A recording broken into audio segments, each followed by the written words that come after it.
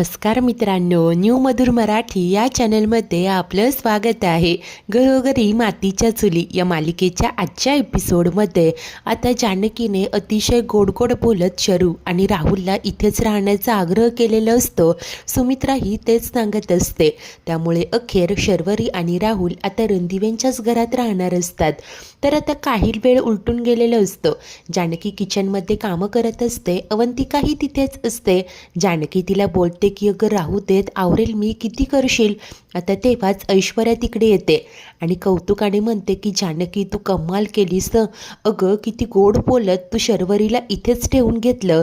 तेव्हा आता अवंतिका सांगते की इतकंच नाही तर आईंच्याही नकळतपणे त्यांच्याकडूनही बोलून घेतलं की शर्वरीने इथेच राहायला हवं. तेव्हा जानकी सांगते की होय, त्यांचं इथे राहणं खूप गरजेचं होतं, कारण ते दोघे जर का इथून निघून गेले असते ना तर मग आपण सत्य कसं शोधलं असतं. आपल्यासाठी ते खूपच कठीण झालं असतं. आता आपल्याला शर्वरी वंशांवर चांगलीच नजर ठेवून राहावं लागेल. तेव्हा आता ऐश्वर्या आणि अवंतिकाही होकार देतात. तर पुढे ऐश्वर्या विषय काढत म्हणते की अगं मागे विक्रांतचा तो फोन सापडला होता ना. तेव्हा जानकी सांगते की विसरलीस का, शर्वरी वंशांनी तो फोन त्यांच्याचकडे ठेवून घेतला होता. पण मला खात्री आहे आपल्याला तो फोन शोधावा लागेल. त्या फोनमध्ये काही ना काहीतरी नक्कीच सापडेल. तेव्हा अवंतिका सांगते की होय, फोन तर शोधावाच लागेल. आणि इतक्यात जानकीला आठवतं. ती सांगते की होय, फोन देखील आणि नानांची डायरी देखील. नानांना डायरी लिहिण्याची सवय होती. ते नेहमी म्हणायचे की दिवसभर जे जे काही घडलंय ते जर का डायरीत लिहून काढलं ना की मनावरचं ओझं हलकं होतं. आपल्यासाठी पुरावा असतील अशा काही गोष्टी जर का त्यांनी त्या डायरीत लिहून ठेवल्या असतील तर. तेव्हा अवंतिका बोलते की हो वहिनी, आपल्याला हे सगळं आधी का नाही सुचलं, आपल्याला ती डायरी शोधावीच लागेल. तेव्हा जानकी बोलते परंतु घरात सगळे असताना कशी शोधायची डायरी. आणि आता ते सगळेच जण खूप पॅनिक होत असतात. इतक्यात जानकीला काहीतरी सुचतं. ती अवंतिकाला सांगते की एक काम कर, तू सौमित्र भाऊजी, आई, शर्वरी वंश आणि राहुलला देवदर्शनासाठी घेऊन जा, आपल्या कुलदेवीच्या दर्शनाला. त्यांचं नुकतंच लग्न झालंय. कुणाला काही संशय देखील येणार नाही की हा सगळा आपल्याच प्लॅनचा एक भाग आहे. जे तुम्ही गेल्यानंतर मी आणि ऐश्वर्या विक्रांत भाऊजींचा फोन आणि नानांची ती डायरी शोधू. आणि होय, परत येताना तू वेळीच आम्हाला फोन कर, म्हणजे कुणाला काही संशय देखील येणार नाही. आणि नंतर मी माझ्या पद्धतीने शर्वरी वंशांना जाब विचारेन. ही करून सत्य काय आहे ते लवकरात लवकर आपल्याला शोधावंच लागेल. असं बोलून जानकी आता हात समोर करते. तेव्हा ऐश्वर्या आणि अवंतिका देखील तिच्या हातात हात ठेवत आता एकीने उभ्या असतात. तर आता त्याच वेळेस इकडे हा राहुल रूममध्ये येऊन जरा रिलॅक्स होत असतो. तेव्हाच खुश होऊन शर्वरी हसतच म्हणते की राहुल, फायनली आपलं लग्न झालंय. तेव्हा आता राहुल बोलतो की हो यार. तर शर्वरी म्हणत असते की मी म्हटलं होतं ना तुला, माझ्या घरचे आपलं लग्न लावून देतील, पण तुझा विश्वास नव्हता. बघितलं, त्यांनी आपलं लग्न लावून दिलं. You must appreciate my efforts. तेव्हा राहुल सांगतो की हो यार, अगं बघ ना, त्यांनी फक्त लग्नच नाही लावून दिलं तर आपल्याला राहायला घर दिलं. अगं कर्ज फेडायला पैसे देणार आहेत. आणखी काय हवं. अगं आपल्या रस्त्यातले काटे हे असे दूर झाले आणि शिवाय तू त्यांची सिंपती देखील गेन केलीस ग. तेव्हा आता शर्वरी सांगत असते की होय, परंतु हे सगळं वाटतंय तितकं सोपं नव्हतं. तुला आठवतंय ना, जेव्हा आपण दोघे विक्रांतच्या पैशावर ऐश करतोय हे त्याला कळलं आणि आपलं नातं त्याला कळलं होतं तेव्हा. आणि आता त्यांना त्यावेळेसचा तो प्रसंग आठवतो. ही शर्वरी आता खुश होऊन राहुलला मिठी मारत म्हणत असते की राहुल, अरे मला खरंच कधीच वाटलं नव्हतं की मी लग्नानंतर कुणाच्या तरी इतक्या प्रेमात पडेल. मी आता तुझ्याशिवाय जगूच शकत नाही. हा राहुल देखील नाटकं करत सांगत असतो की हो शरू, मी सुद्धा तुझ्याशिवाय नाही ग जगू शकत. तू एक काम कर, तू तुझ्या घरी जा, नानांकडून विक्रांतच्या नावावर पैसे घे आणि ते पैसे घेऊन आपण अमेरिकेला निघून जाऊया. तिकडे आपल्याला कोणीच बघणार नाही. शर्वरी गोंधळते, काय अमेरिकेला, का इथे का नाही राहू शकत आपण, असं ती विचारते. तेव्हा राहुल तिला सांगत असतो की नाही शरू, अगं कळत नाही आहे का, आपण इथे हे असं नाही राहू शकत. तेव्हाच आता डोरबेल वाजते. शर्वरी घाबरूनच म्हणते की विक्रांत ते वाटतं. हे बघ राहुल, तू लप कुठेतरी. नंतर शर्वरी येऊन दरवाजा उघडते. समोर विक्रांत उभा असतो. तो खूप रागात असतो. आता काही न बोलता तो रागाने आतमध्ये येतो. शरू देखील त्याच्या मागे मागे येते. त्यानंतर विक्रांत तिला काही बिल्स आणि स्टेटमेंट दाखवत जाब विचारत असतो की हे सगळं काय आहे. अगं बँकेतनं तू एवढे सारे पैसे का काढले. शर्वरीची तर बोबडीच वळालेली असते. ती सांगते की मला ते पैसे हवे. तेव्हा आता विक्रांत ओरडूनच म्हणत असतो की अगं कशाला हवे असतात तुला इतके सगळे पैसे. शर्वरी काही एक बोलत नाही. विक्रांत खूप रागात असतो आणि इतक्यात बाहेर असलेले राहुलचे शूज तो पाहतो आणि शर्वरीला प्रश्न करतो की घरात कोण आलंय. ती नाटकं करत बोलते की काय कुठे कोण मला काय माहिती. विक्रांत ओरडूनच विचारतो की अगं मग ते शूज कुणाचे आहेत. ती म्हणते की तुझे आहेत का. तो बोलतो की काय आता माझे शूज मला कळणार नाहीत का. खोटं बोलू नकोस. मात्र पुन्हा सांगत असते की अरे कोणी नाहीये विक्रांत प्लीज ऐक माझं. विक्रांत मात्र खूप चिडतो. खोटं बोलू नकोस ना माझ्याशी. काय ग मला वेड्यात काढतेस का. कोण आहे इकडे असं म्हणत तो आता आजूबाजूला शोधत असतो. बेडरूममध्ये येतो. अखेर त्याला कोणीही सापडत नाही. शरू मात्र सांगत असते की विक्रांत शांत हो प्लीज. तो ओरडूनच म्हणत असतो की इथे या खोलीत जो कोणी असेल ना त्याने गुपचूप बाहेर यायचं. माझे पेशन्स पाहायचे नाही हं. आता विक्रांत इकडे बाहेर येऊन शोधणार इतक्यात मोबाईलची रिंग वाजते. हा मोबाईल असतो राहुलचा. कपाटातनं आवाज येत असतो. त्यासरशी विक्रांत मागे वळतो. शरू खूप घाबरून जाते. विक्रांत येऊन दरवाजा उघडतो आणि तिथेच लपलेला राहुल त्याला दिसतो. चिडलेला विक्रांत रागाने म्हणतो की काय राहुल राहुल काय करतो इथे. काय रे असं म्हणत त्याची कॉलर खेचतच बाहेर काढतो आणि सनकन कानाखाली वाजवतो. राहुल गायाबाया करायला लागतो. विक्रांत चिडूनच म्हणत असतो की काय रे. अरे बाहेर लोक जे बोलत होते ते खरं होतं. ते सांगत होते की तुमचा मित्र तुमचा विश्वासघात करतोय पण मी लक्ष नाही दिलं परंतु तेच खरं होतं असं म्हणत दुसरी कानाखाली वाजवतो. म्हणत असतो की विक्रांत अरे ऐकून तरी घे. विक्रांत रागाने बोलतो की नाही मला असं वाटत होतं की राहुल चांगला आहे परंतु काय रे माझ्या बायकोला नादी लावलंस तू. तेव्हा तो सांगतो की हे बघ मी तिला नादी लावलं नाहीये तर ती माझ्या प्रेमात पडलीये. चिडूनच त्याला ठोसे मारत म्हणतो की काय ती प्रेमात पडली मग तू काय करत होतास. हा असा फालतूपणा करताना लाज नाही का वाटली असं म्हणत तो राहुलला चांगला चोप देत असतो. तेव्हा राहुल म्हणतो की विक्रांत हे बघ थांब नाहीतर याचे परिणाम वाईट होतील. विक्रांत रागाने बोलतो की काय रे काय करशील. हा राहुल देखील विक्रांतच्या कानाखाली मारतो आणि दोघांमध्येही खूप वाद होत असतात. कडाक्याची हाणामारी सुरू होते. तेव्हा शर्वरी मध्यस्थी करते. विक्रांत बस. शर्वरी आता राहुल आणि विक्रांत दोघांनाही बाजूला करते आणि त्यानंतर राहुलला सांगते की तू जा इकडनं जा आणि ती त्याला तिकडनं काढून देते. राहुल निघून जातो. त्यानंतर शर्वरी रडतच हात जोडून म्हणते की विक्रांत बस आता बस. तो रागाने म्हणतो की काय गे लाज नाही का ग वाटत तुला. अगं तू माझ्यावर संशय घेतलास आणि इथे माझ्या मागे माझ्याच मित्रासोबत हे असे चाळे करताना काहीच कसं वाटत नाही. अगं कंपनीत जाऊन माझ्याच नावे पैसे घेतेस. माझ्याच घरात हे असं राजरोजपणे. अगं तुला हे असं गलिच्छ वागायचं होतं ना म्हणून कार्तिकला तिकडे सोडून आलीस. तेव्हा आता शर्वरी सांगते की नाही विक्रांत तुलाही माहिती आहे आपल्यात रोज भांडणं होत होती याचा त्या कार्तिकवर वाईट परिणाम होत होता. चिडलेला विक्रांत बोलून दाखवतो की हे सगळ्यांना दुसऱ्याला जाऊन सांग. अगं तो कार्तिक इथे तुमच्या दोघांमध्ये अडथळा होता ना. तो घरात असताना तुम्ही दोघे भेटणार कसे. त्याने येऊन मला नसतं का सांगितलं. म्हणूनच तर त्याला तिकडे हॉस्टेलला सोडून आलीस ना. तू माझ्याशी खोटं बोलली माझ्यावर संशय घेतला माझे पैसे घेतले याचंही काही नाही परंतु शरू हे जे काही तू वागलीस ना मी तुला कधीच माफ नाही करू शकत.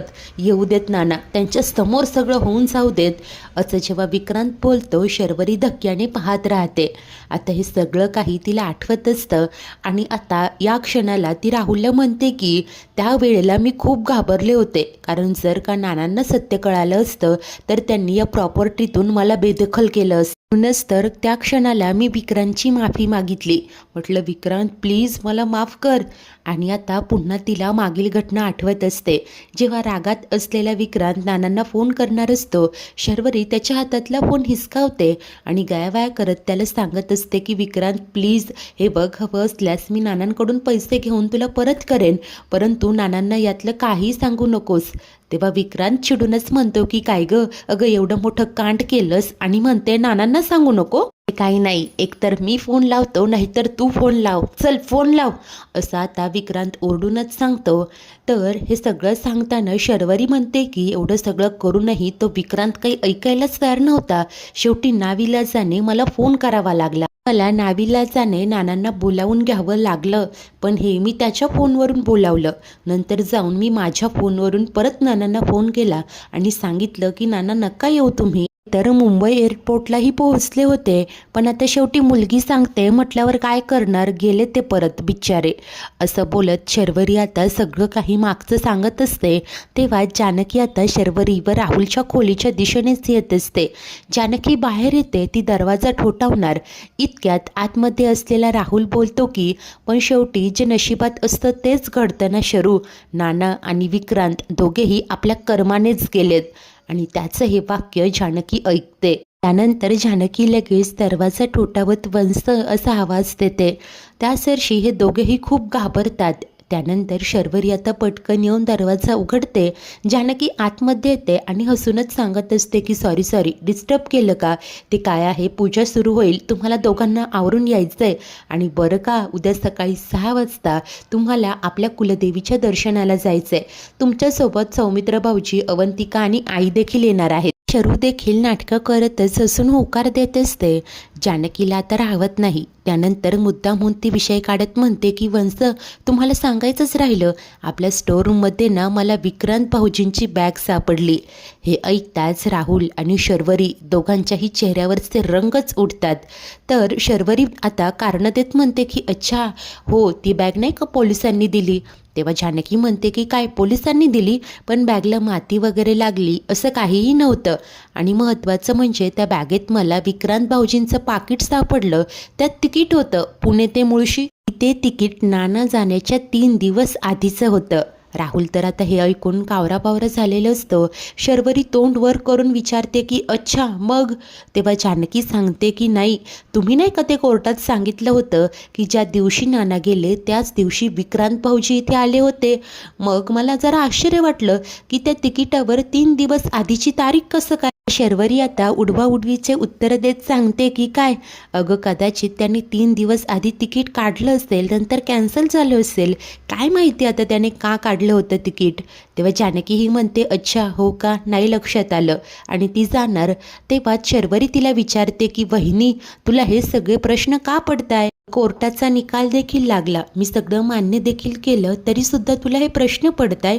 तेव्हा जानकी बोलते की नाही, मी सांगितलं ना तुम्हाला, मला ते तारीख जरा वेगळी दिसली म्हणून हे सगळं विचार. आता राहुल देखील म्हणतो की हो वहिनी, नाही म्हणजे तुम्ही आमच्यावर आधी इतका विश्वास दाखवला आणि आता हे सगळे प्रश्न विचारताय. तर पुढे ही शरू बोलत असते की हो वहिनी, एक विचारू का, पुन्हा ऐश्वर्या वहिनीने तुझ्या डोक्यात काही भरवलंय का? तेव्हा जानकी सांगते की नाही, तुम्ही ऐश्वर्याबद्दल हा वसा विचार करूच नका. मी सांगितलं ना तुम्हाला, मी ते तिकीट पाहिलं म्हणून माझ्या डोक्यात आलं आणि तुमच्यासोबत ते सगळं डिस्कस केलं इतकंच. शर्वरी आता बोलते की नाही, त्यापेक्षा ना आम्ही एक काम करतो, आम्ही इथून बँगलोरला निघून जातो. उगीच इथे राहिलो तर सगळ्यांनाच त्रास होईल. त्यापेक्षा आम्ही गेल्यावर तुम्हीही खुश आणि आम्ही देखील तिकडे खुश, नाही का? ऐकून जानकी मनातनं घाबरते. तर राहुल देखील म्हणत असतो की हो वहिनी, आम्हाला बँगलोरला जाऊ द्या, इथे राहण्याचा आग्रह नका करू. आता जानकी सारवासारव करत बोलते की हे काय राहुल भाऊजी, तुम्हाला त्या गोष्टीचा राग आला का? हे बघा सॉरी, मी पण काय ना उगीच माझ्या डोक्यात आपला आला आणि मी विचार, हो हे घर तुम्हा दोघांचं देखील आहे, त्यामुळे तुम्ही इथेच राहायचं, कुठेही जायचं नाही. आलेच मी. आणि बरं का, सकाळी कुलदेवीच्या दर्शनाला जायचंय, त्यामुळे लवकर उठून आवरा. असं बोलून जानकी आता हसतच तिथून निघून जाते. इकडे राहुल आणि शर्वरीच्या चेहऱ्यावरचे रंग मात्र उडालेलेच असतात. तर तेव्हाच इकडे ऐश्वर्या आणि अवंतिका जानकीचीच वाट पाहत असतात.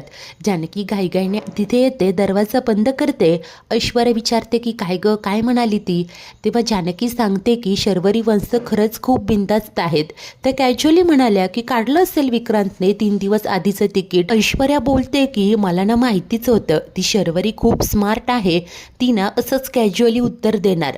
तेव्हा जानकी सांगते की हो, आणि तिला हेही वाटतंय की हे सगळं तू माझ्या डोक्यात भरवते. ऐश्वर्या सांगते की मी ना तिला अगदी व्यवस्थित ओळखलंय, तिला प्रत्येक गोष्टीत माझ्याकडे बोट दाखवून ना व्यवस्थित वेळ मारून न्यायची इतकंच. अवंतिका म्हणते की होय, परंतु आत्ता काय करायचं? कारण आपल्याला तिकीट तर सापडलं, परंतु त्या रिलेटेड कुठलेच पुरावे नाही आहेत आपल्याकडे. आणि वहिनी, तुम्हाला असं वाटत नाही आहे का, तुम्ही त्या तिकिटाबद्दल सांगून खूप मोठी चूक केली? जानकी उत्तर देते की नाही, अजिबात नाही. उलट मी मुद्दामच हे सगळं केलं, कारण मला माहिती होतं जर शर्वरी वंश आपल्याला फसवत नाही आहे, त्यांनी काही लपवलं नाही, तर त्या घाबरणार नाही. पण या उलट जर त्या आपल्याला फसवताय तर काहीतरी चूक नक्कीच करतील. आणि मित्रांनो, जानकीचा असा ठाम विश्वास असतो. आजचा एपिसोड तर इथेच संपतो. तर पुढील भागात आता शर्वरी आणि राहुल देवदर्शनाला गेलेले असतात. त्यामुळे जानकी व ऐश्वर्या त्यांच्या खोलीत येतात आणि शोधाशोध करतात. त्यांना विक्रांतचा फोन शोधायचा असतो. अखेर ऐश्वर्याला कपाटावर ठेवलेला विक्रांतचा फोन सापडतो. जानकी तो फोन अनलॉक करते तेव्हा तिला कळतं की विक्रांतने 1 दिवस आधी नानांना कॉल केला होता. इतकंच नाही, त्याने नानांना मेसेज देखील केले होते की शर्वरी वाया गेली आहे, ती तुम्हाला आणि मला दोघांनाही फसवते. आता जानकी बोलते की हेच मेसेज शर्वरी वंशांविरोधात पुरावा म्हणून कामं येतील. आणि तेव्हाच आता राहुल आणि शरू देखील घरी परत येत असतात. जानकी आणि ऐश्वर्या खोलीबाहेर येतात आणि समोरनं अचानकपणे हे दोघेही आलेले असतात. जानकीने आता मागे तो मोबाईल लपवलेला असतो आणि रागानेच त्या दोघांकडे पाहत असते. शर्वरी आणि राहुल धक्क्यात असतात. मित्रांनो, अखेर जानकी सरळ शरूला याबद्दलचा जाब विचारेल का? शरू पुन्हा काही कारण काढेल का? काही ठोस पुरावा कसा मिळेल? विक्रांतच काय, नानांनाही या दोघांनीच मारलंय, याबद्दल काही सत्य जानकीला कळू शकेल का? पाहणे उत्सुकतेचे असेल.